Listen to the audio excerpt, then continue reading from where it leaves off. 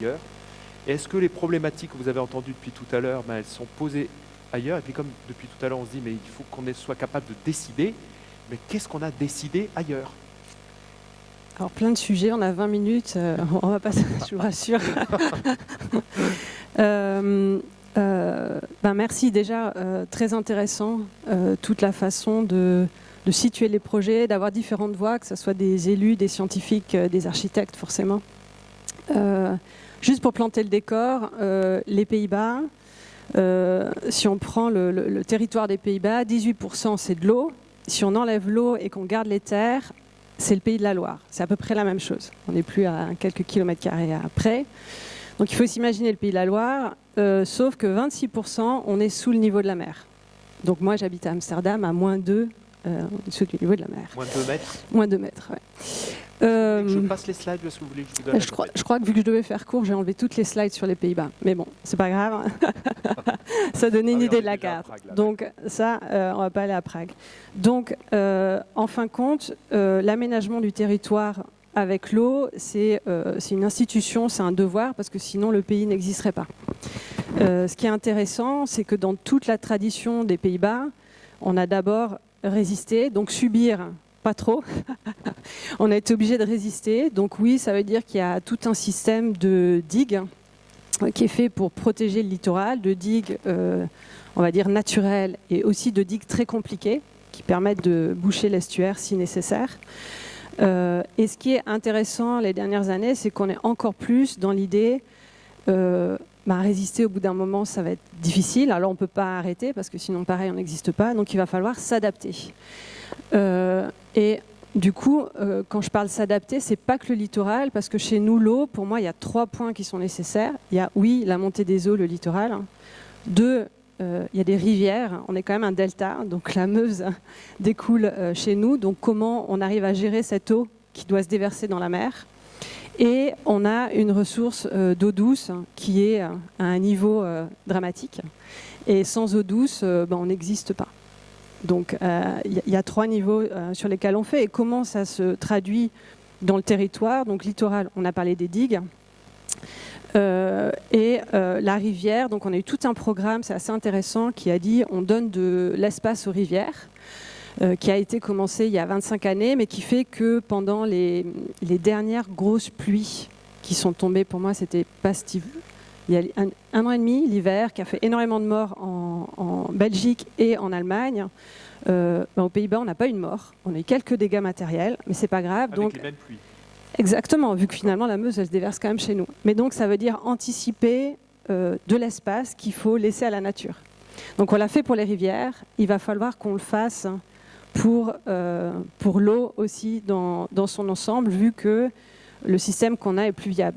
La chance qu'on a, juste 2 secondes, c'est qu'on est un pays. Donc ça veut dire qu'on a un système de gouvernance, on a un ministère de l'eau et de l'infrastructure. Donc tout ce qui est eau et autoroute, donc le côté mobilité il est crucial dedans, c'est géré par un ministère. Donc on a une gouvernance qui est là pour faire que le long terme est garanti. Sinon c'est impossible. Et après il y a forcément un système aussi régional pour fixer ça.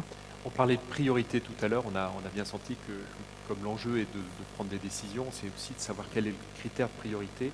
Et comme vous venez d'évoquer un certain nombre de morts, on a tous suivi ça il y a effectivement une grosse année. Est-ce que la priorité, c'est la protection de l'humain, de se dire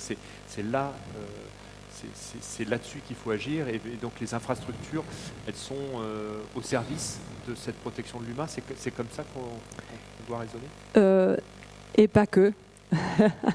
Parce que forcément, on va pas rigoler des vies, c'est très important, mais j'en viendrai peut-être. On a parlé de financement, et pour l'instant, quand on parle de financement, on parle d'euros. Et ce qu'on est en train de promouvoir, en tout cas à l'agence et aussi aux Pays-Bas de plus en plus, alors je vais essayer de traduire bien, c'est une espèce de bien-être intégré ou de prospérité. Ça veut dire qu'au lieu de dire que tout est en euros, non, on a d'autres thèmes qui ont énormément de valeur. Et c'est un terme, ça se trouve en anglais aussi, des 6 capitaux. Donc il y a le capital économique, ça c'est tout le monde qu'on parle maintenant. Il y a le capital manufacturier, donc c'est toutes les choses qu'on fait. Il y a le capital intellectuel, c'est ce qu'on invente. avec nos têtes. Mais il y a aussi 3 capitaux qui sont essentiels, c'est la nature, l'humain et le social. Et à partir du moment où on les voit dans un écosystème de 6 valeurs, on commence à voir différemment des dépenses financières. Et forcément, c'est difficile de voir l'impact de la nature, mais pour un pays comme les Pays-Bas, c'est très simple. Si on pense que économie et qu'on a oublié l'eau, ben on n'existe pas, donc ça ne va pas marcher. Donc c'est vraiment une façon de penser, c'est pour ça qu'on le dit ensemble tout le temps, on doit réinventer des façons de penser, on a des outils formidables, on a des expertises formidables, donc on sait beaucoup de choses, mais il faut essayer d'harmoniser tout pour trouver un certain équilibre. Et peut-être pour finir, je pense que sur ce côté d'action, on va dire, c'est le rôle de l'architecte et de l'urbaniste, on va dire, vu qu'il y a besoin des 2 échelles.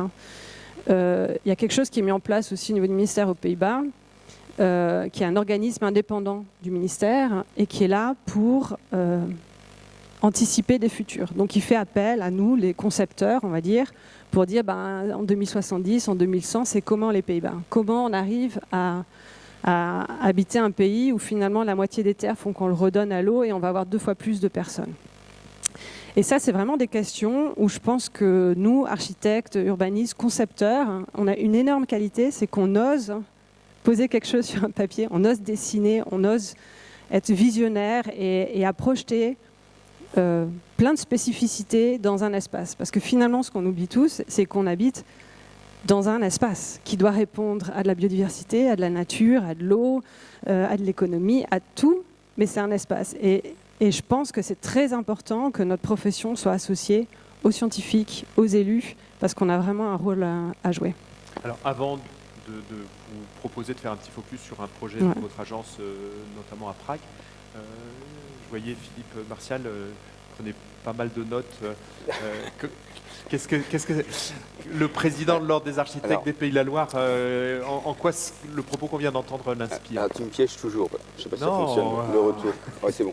Tu es bien sur scène, non? Je suis bien sur scène. Non, tout simplement parce que j'étais en train de prendre des notes d'une manière assez générale, puisque tu m'as dit tout de suite que j'étais le grand témoin et je ne le savais pas jusqu'avant, il y a 5 minutes. Donc, tout simplement, ce que j'ai remarqué avec bien évidemment les propos de Cécilia qui aborde de toute façon toute cette problématique avec, historiquement d'ailleurs, ces désordres qui existent depuis extrêmement longtemps, donc ça c'est quasiment la finalité. Cependant, dans tout ce que j'ai entendu précédemment, avant que tu présentes tes projets,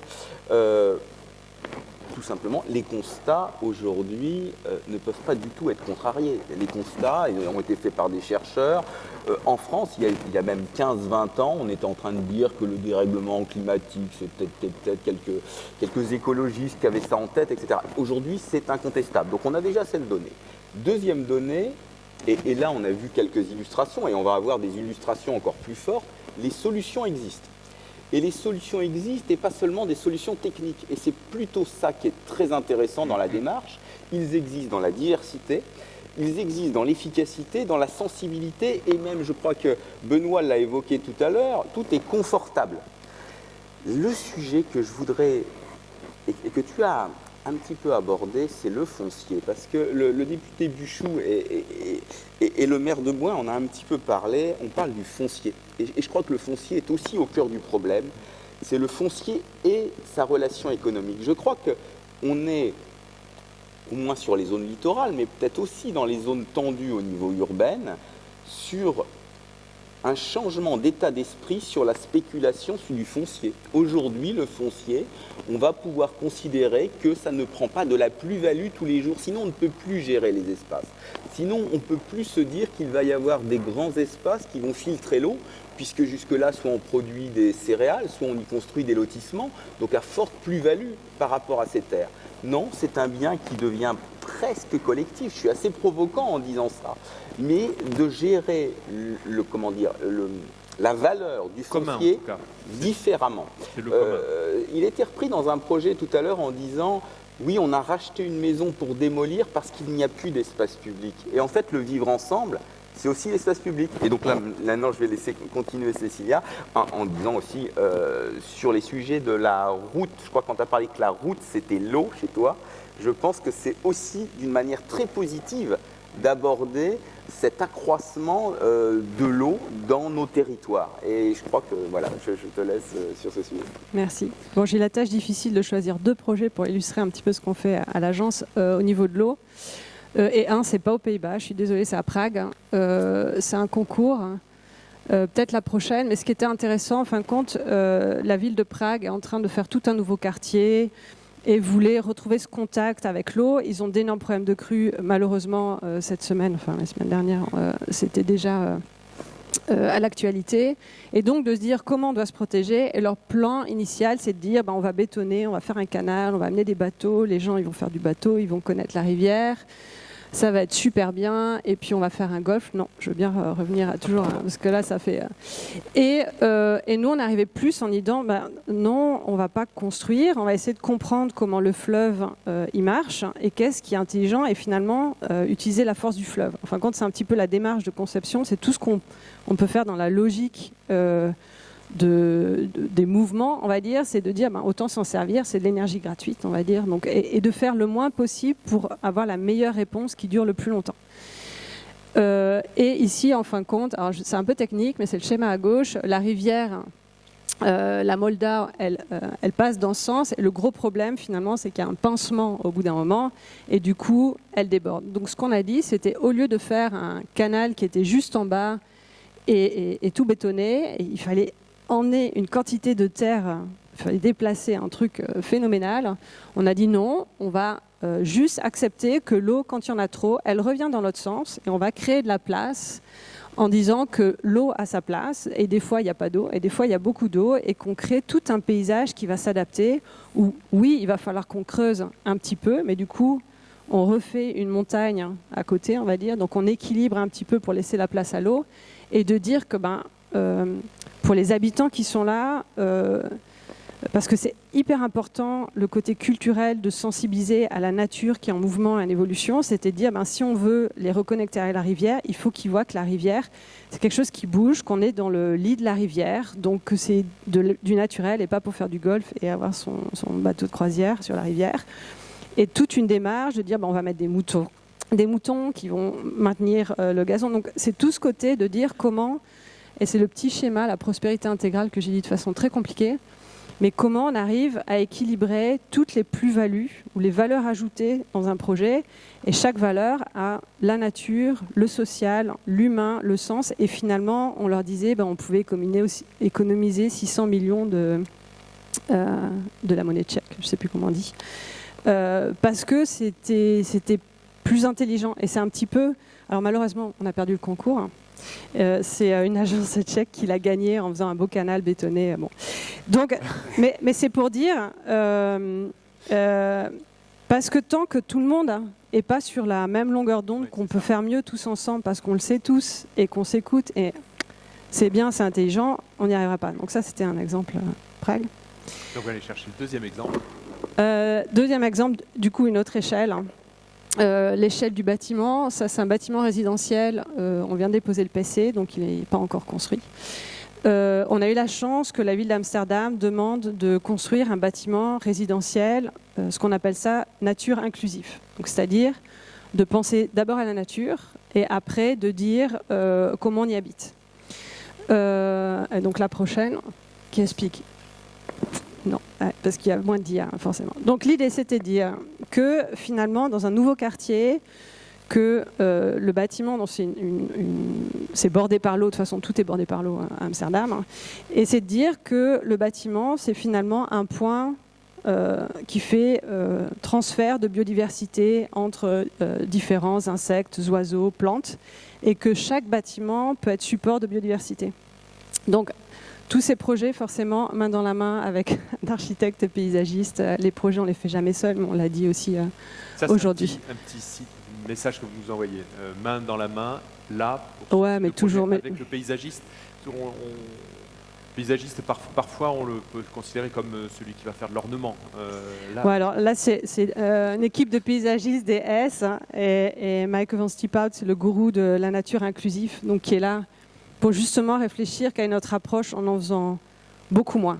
Donc le challenge, c'était de dire comment on arrive à faire un bâtiment qui soit une maison d'accueil pour cette biodiversité au sens large, Donc ça veut dire faire de la porosité, donc accepter qu'on fasse des espaces enclavés, donc de créer un espace, on va dire, en sécurité pour des espèces. Donc ça veut dire accepter pour un promoteur qu'il ne faut pas le nettoyer, de voir, et pour accepter pour des habitants que ce n'est pas l'esthétique qu'on a l'habitude de faire. Donc ça, c'est le côté, créer des porosités, créer de la place pour habiter, planter des plantes qui permettent de manger, parce que forcément, même si on a une belle maison, si on ne peut pas manger, on ne va pas non plus y aller. Et de se dire qu'un bâtiment, c'est comme, pas une montagne, parce qu'on n'en a pas aux Pays-Bas, mais ça a différentes altitudes. Donc forcément, suivant les altitudes, suivant le vent, suivant les conditions, il y a d'autres écosystèmes qui vont se mettre en place. Donc forcément, ça ne sera pas vert dès le début, ça va continuer. Et c'est un projet pilote où je suis très excitée que la ville d'Amsterdam ait osé challenger un promoteur pour le faire. Vous avez gagné. Ouais, on a déposé le PC. Attends, on a déposé le PC. Déposé le PC. Voilà, on n'a pas encore fait les 3 tours d'économie. Voilà. Non, je plaisante. Mais le projet est vraiment suivi par la ville d'Amsterdam. Donc, on ne peut pas faire tous des projets comme ça. Mais de temps en temps, dire, c'est ce qu'on se disait, un jour, il faut le faire, il faut oser. Là, la ville d'Amsterdam, elle a dit, voilà, là, on va le faire. En plus, on a un partenariat avec l'université de Wageningen, qui est l'université de la biodiversité aux Pays-Bas, pour faire des mesures. Parce que finalement, on ne sait pas si ça marche. On crée des possibles, on crée des concepts, on crée des théories. On va le faire, on va voir, on va évoluer. Les gens qui vont habiter là, ils vont habiter pour aussi partager cette biodiversité. On parlait tout à l'heure de posture. Ouais. Posture de l'architecte, posture de l'urbaniste. Votre posture devant un projet comme celui-là, comment vous la décririez? Posture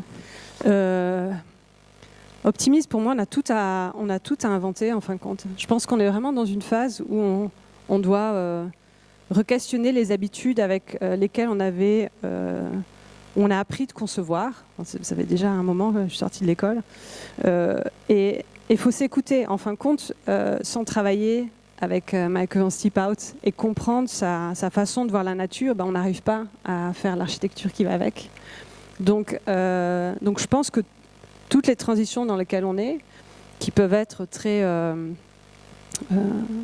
dures, parce que, on l'a dit plusieurs fois, surtout pour nos enfants, mais qu'il y a plein d'optimisme. Et c'est là où je vois le rôle de l'architecte, vu qu'on est visionnaire et qu'on est créatif, donc on pense en solution, et qu'en plus on a ce devoir, c'est ce que disait la dame précédente, désolée, j'ai oublié le prénom. Voilà, on est modérateur. En fin de compte, on a vraiment l'habitude d'avoir ce rôle, parce que c'est le rôle qu'on a dans le bâti, d'amener des gens, d'amener des disciplines ensemble et les transformer en espace. Donc je pense qu'on a de l'or dans les mains, mais on ne peut pas le faire tout seul, on a besoin de le faire tous ensemble. Merci beaucoup. Philippe, moi, un petit commentaire par rapport à toutes les interventions de mes consoeurs et de mes confrères, c'est que tous les architectes qui traitent ces sujets-là, ils le traitent avec beaucoup d'humilité, à la fois dans leur méthode, qui est très très précise, mais à la fois en rapport au respect avec les gens avec qui ils travaillent et qu'ils vont abriter. Parce que l'idée, c'est l'idée de l'abri, bien évidemment. Et ça, effectivement, dans notre profession, et c'est probablement aussi l'objet du colloque, c'est de faire connaître notre profession, non pas sur une légende de quelqu'un qui va, l'architecte, quasiment intouchable et répond pas forcément au programme et c'est principalement plaisir. Non, là aujourd'hui, on arrive à montrer de manière extrêmement concrète, parce qu'on n'est pas sur des projets fictifs. Là, tu es en train de faire le PC, mais tu en as fait bien d'autres, je sais, qui sont réalisés avec beaucoup de brio. On sait répondre concrètement. On ne sait pas assez bien communiquer, ça c'est absolument certain. Et encore une fois, dans ce que je peux remarquer, en fait, les solutions existent. Elles sont en partie réalisées. Il est complètement dommage de ne pas aller plus loin, et surtout avec enthousiasme. C'est-à-dire que l'équation, aujourd'hui, elle est un petit peu différente d'il y a 30 ans. Cependant, j'allais dire, c'est le nouveau chantier. On parle des professionnels du bâtiment qui sont en crise et qui entraînent les architectes dans cette... Mais en fait, on est sur une véritable révolution, à la fois dans notre manière de percevoir les choses, et je suis vraiment, et je remercierai d'une manière protocolaire tout à l'heure, bien évidemment, les intervenants, mais je crois que c'est vraiment un mot que je veux dire, c'est qu'il existe une majorité d'architectes, d'urbanistes et de paysagistes qui ont toutes les réponses pour répondre aux élus qui sont volontaires, courageux, parce que tout à l'heure, il y a 2 de nos confrères qui ont salué les élus pour effectivement les avoir accompagnés. Il faut dire que c'est courageux aussi, parce que j'imagine que quand le maire de Boin va effectivement déposer au tribunal des recours contre des permis de construire illégaux, bon, il se peut qu'il ait quelques problèmes, c'est juste un petit exemple. Mais de dire qu'on va changer les habitudes, qu'on va éviter une spéculation pour des gens qui sont installés ou qui vont transmettre, je trouve que c'est très ambitieux et que le monde politique puisse s'en saisir, toute appartenance politique confondue, et ben je trouve ça très enthousiasmant pour demain. Ouais. Merci beaucoup Cécilia. Est-ce que vous aviez quelque chose à ajouter? On approche de la fin. Peut-être le dernier schéma, Oui, en conclusion. On n'est pas au-dessus d'un écosystème, on fait partie d'un écosystème. Et ça, on peut le voir au niveau de la nature, on peut le voir au niveau de notre profession. Je pense que c'est important de dire qu'il n'y a personne au-dessus d'une pyramide. On est tous ensemble sur la même planète et tous ensemble à faire des projets. Merci beaucoup. Je vais te proposer de rester là, Philippe.